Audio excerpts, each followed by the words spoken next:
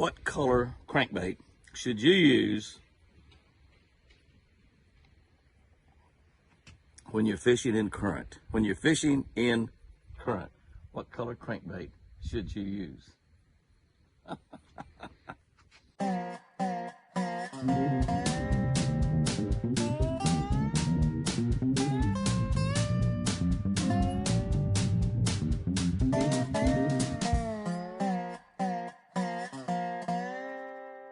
Good morning, guys and girls. September 14th. September 14th.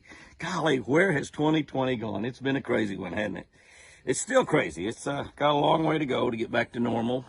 What we call normal, and people are saying new normal, but I believe it's going to get back to normal. I think things are going to be great. I think they're going to be great before the end of 2020. I think they're going to be great in 2021. Just going to be God's in control. God's still on the throne. Let's see what we got right here, September 14, Matthew 4:17. Oh, this is a good one. Change your hearts and lives because the kingdom of heaven is near. Change your hearts, change your mind. Not your mind, your lives. Change everything. Change your heart and your lives because the kingdom of heaven is near. You might want to worry about your brain too while you're at it. All right, let's see what I wrote about that. The hurricane season plays havoc with the fishing in Florida and all along the East Coast, Texas, Louisiana. It makes a mess of things in Texas and Louisiana at times. The damages far outweigh the benefits, no doubt about that, but some changes in land and water actually can make the fishing better later on. Not immediately, but later on. As Christians, we know that whatever storms hit our life, there's a big benefit coming later. What's that? Heaven. Heaven. If we positively knew that Jesus was coming back tomorrow or next week or next month, how would we feel? How would we act? What would you and I do differently in our lives? How would we rearrange our schedules? How about our priorities? The truth is, Jesus just might come back tomorrow, might come back today. And he warns that our hearts and our lives, I'll throw in our minds, they need changing. Where can we start? Where can we start? The first place might just need to be our relationship with Jesus Christ himself. How can we strengthen our relationship with Jesus?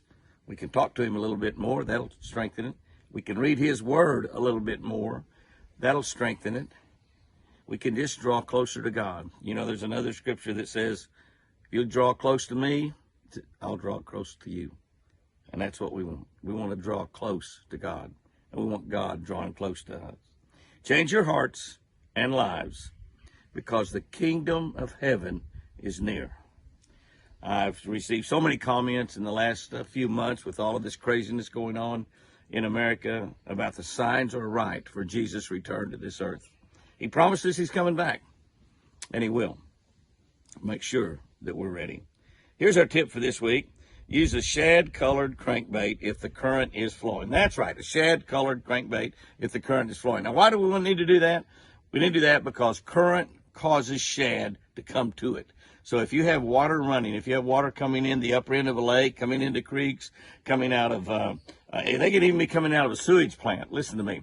I fished a tournament one time, a Project Sports championship. They didn't call that one the Classic. That was where they took the top 50 for the year.